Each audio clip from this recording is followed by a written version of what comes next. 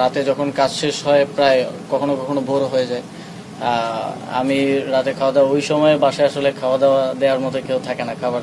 তো আমি মাঝে মধ্যে বেশিরভাগ সময় যাই 300 ফিটের নীলা মার্কেট বলে একটা জায়গা আছে আপনার জানেন, ওইখানে হাঁসের মাংস খুব ভালো পাওয়া যায়। তো ওইখানে হয়তো যাই 4-5 জন মিলে। তো আবার মাঝে মধ্যে ওইটা আবার বেশি ভোর হয়ে গেলে বন্ধ থাকে, তখন ওইদিকে ওয়েস্টার্নে যাওয়া হয়। চাঁদাবাজির ঘটনায় আপনার নাম জড়িয়েছে, এই বিষয়ে আপনার আসলে প্রথমত এই বিষয়টা এখনো তদন্ত চলছে, যেহেতু ইনভেস্টিগেশন চলছে, এটা নিয়ে মন্তব্য করাটা উচিত না। তারপর যেহেতু আমার নাম স্পেসিফিকলি সেখানে এসেছে এবং এই নামটা আসার পর আমি একরকম অবাকই হই। জানাল আলম অপুকে আমি চিনতাম যখন আমি ছাত্র অধিকার পরিষদে ছিলাম 2022 সালে, যখন ক্যাম্পাসে আমরা ছাত্র রাজনীতির সাথে যুক্ত ছিলাম, তখন সেও ছাত্র অধিকার পরিষদ করতো, সম্মিলিত বেসরকারি বিশ্ববিদ্যালয়ের কমিটিতে বোধহয় ছিল, তখন চিনতাম। কিন্তু গত 2024 সালের 5ই আগস্টের পরে তার সাথে আমার কখনো কথা বা দেখা হয়নি।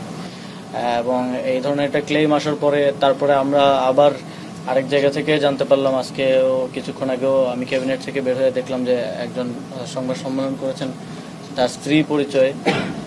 আমি খোঁজ নেওয়ার চেষ্টা করছি যে আসলে কি ঘটনা। তবে তিনি সেখানে দাবি করেছেন যে অপুকে গুম করে নিয়ে এই স্টেটমেন্ট আদায় করা হয়েছে জোরপূর্বক। যদি এরকম কিছু হয়ে থাকে, এটা আসলেই অত্যন্ত শঙ্কাজনক। 5ই আগস্টের পরের বাংলাদেশে আমরা যদি আবারও আগের মতো, এটা আসলে ঢাকা বিশ্ববিদ্যালয়ের গেস্ট রুম হতো, আপনারা জানেন, আমাদের এখানে আয়নাঘর ছিল যেগুলো 5ই আগস্টের গণঅভ্যুত্থানের ফলে এখন অকার্যকর।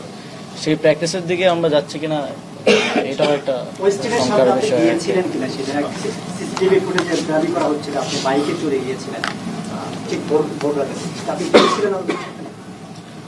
আমি মাঝে মধ্যেই আমার রাতে যখন কাজ শেষ হয় প্রায় কখনো কখনো ভোর হয়ে যায়। আমি রাতে খাওয়া দাওয়া ওই সময় বাসায় আসলে খাওয়া দাওয়া দেওয়ার মতো কেউ থাকে না খাবার। তো আমি মাঝে মধ্যে বেশিরভাগ সময় যাই 300 ফিটের নীলা মার্কেট বলে একটা জায়গা আছে আপনার জানেন, ওইখানে হাঁসের মাংস খুব ভালো পাওয়া যায়।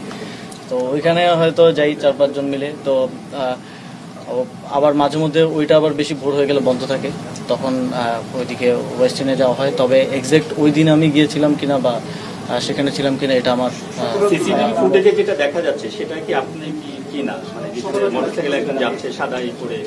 এখন দেখেন সিসিটিভি ফুটেজে হেলমেট পরা যে কাউকে যদি আমাকে বলে দাবি করা হয়, এটা কতটুকু আসলে বিশ্বাসযোগ্য বা কতটুকু, আমি এই বিষয়ে আর বেশি কিছু বলতে চাই না, কারণ এটা তদন্তের অধীনে একটা বিষয়, যেহেতু তারপর অনেক কিছু বললাম, কারণ আমার বিষয়ে যেহেতু এলিগেশন আসছে আমি সেজন্য বললাম আর কি। ওকে,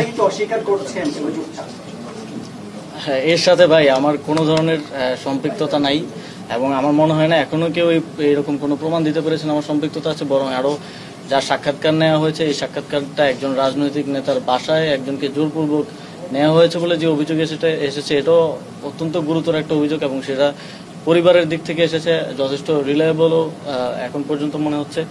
তো এর সাথে যে আমার সংশ্লিষ্টতার যে কথা বলা হচ্ছে, এটা সম্পূর্ণ রাজনৈতিক উদ্দেশ্য প্রণোদিত। এরকম অনেক কিছু আপনারাও ইতিপূর্বে দেখেছেন, আমরা সেগুলো ডিবাঙ্ক করেছি, এবং এখন দেখছেন, সামনেও হয়তো দেখবেন, এই আর কি। ধন্যবাদ, থ্যাংক ইউ।